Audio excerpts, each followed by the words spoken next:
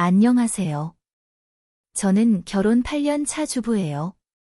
처음 남편과 결혼했을 땐 누구보다 행복한 가정을 꾸릴 수 있을 거라고 믿었어요. 하지만 제 믿음은 처참하게 무너졌고, 저는 지금 새로운 삶을 준비하고 있어요. 그 이유를 들으면 아마 믿기 힘드실지도 몰라요. 그날도 평범한 저녁이었어요. 남편이 저녁 식사를 하던 중 뜬금없이 말을 꺼냈어요. 친구가 사정이 좀 안 좋아서. 친구 아들 좀 며칠만 우리 집에서 지내게 하면 안 될까? 솔직히 그때는 별 의심을 하지 않았어요. 남편이 평소에도 주변 사람들 도와주길 좋아했거든요. 게다가 며칠만이라는 말에 가볍게 생각했어요. 그렇게 제 동의 하에 남편의 친구 아들이 우리 집에 오게 됐어요. 7살짜리 남자아이가 어색한 표정으로 저를 바라보며 안녕하세요 하고 인사하는데 저희는 딩크 부부라 아이가 없어서인가 낯설기도 하고 이상하게 조금 어색하더라고요. 며칠 동안 아이를 돌보면서 조금씩 이상한 점들이 보이기 시작했어요. 아이가 집안 곳곳을 돌아다니며 여기는 뭐야? 엄마는 어디 있어? 같은 말을 자주 했어요. 처음엔 그냥 어린애의 호기심이라고 생각했죠. 그런데 어느 날 아이가 저를 빤히 바라보면서 이렇게 말했어요. 아줌마, 아빠가 좋아하는 반찬은 뭐예요? 순간 저는 머릿속이 복잡해졌어요. 아빠. 저도 모르게 아빠라고 되물었어요. 그러자 아이는 깜짝 놀라며 입을 틀어막았고 어색한 웃음을 지으며 말을 돌렸어요. 그때부터 뭔가 이상하다는 느낌이 들기 시작했어요. 남편의 친구 아이라고 했는데 아이가 남편과 너무 많은 시간을 보내려 하고 어느 순간부터 저에게 점점 까칠하게 구는 거예요. 하루는 제가 저녁 준비를 하고 있었는데 아이가 부엌에 와서 이렇게 말했어요. 아줌마가 나한테 화내고 밥도 안 준다고 아빠한테 말해야지. 깜짝 놀라서 뭐? 언제 내가? 하고 물었더니 아이는 장난스러운 표정으로 도망쳤어요. 그날 저녁 남편이 퇴근하자마자 아이가 제 앞에서 일부러 말했어요. 아빠, 오늘 아줌마가 나한테 화내고 밥도 안 줬어. 남편은 곧바로 저를 쳐다보며 왜 그래? 애한테 좀 잘해줘 라며 화를 냈어요. 너무 억울해서 그런 적 없어요 라고 말했지만 남편은 아이 편만 들었어요.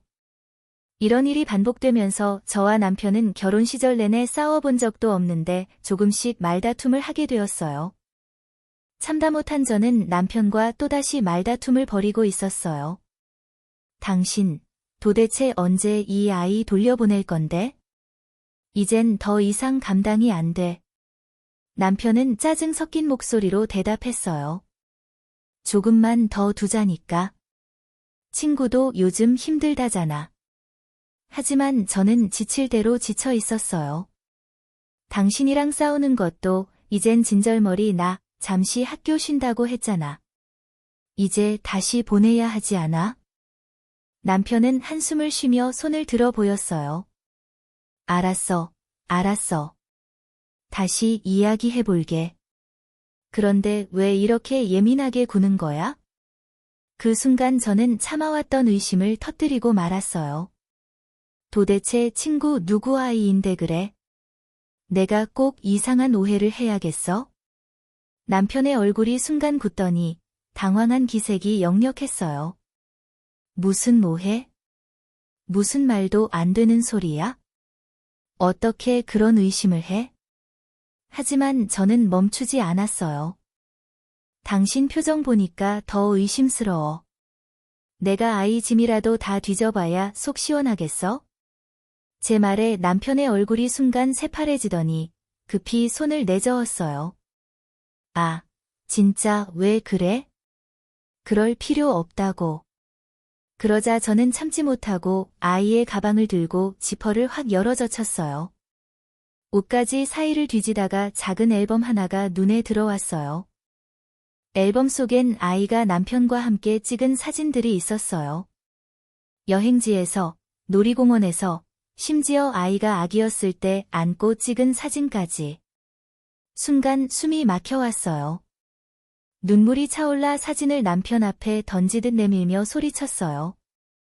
이게 뭐야? 이 아이 정말 당신 아들이야?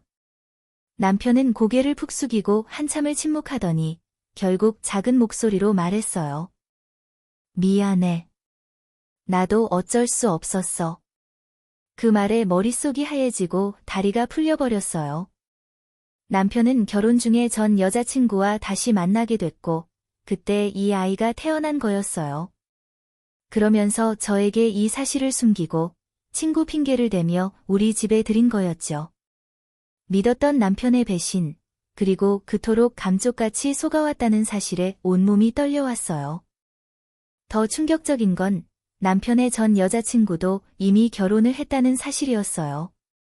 전 여자친구는 남편과의 아이를 가졌다는 걸 남편에게 숨긴 채 다른 남자와 결혼을 했어요. 그러니까 남편과 전 여자친구는 결혼 생활 중에도 아이를 핑계로 계속 만나왔다는 거죠.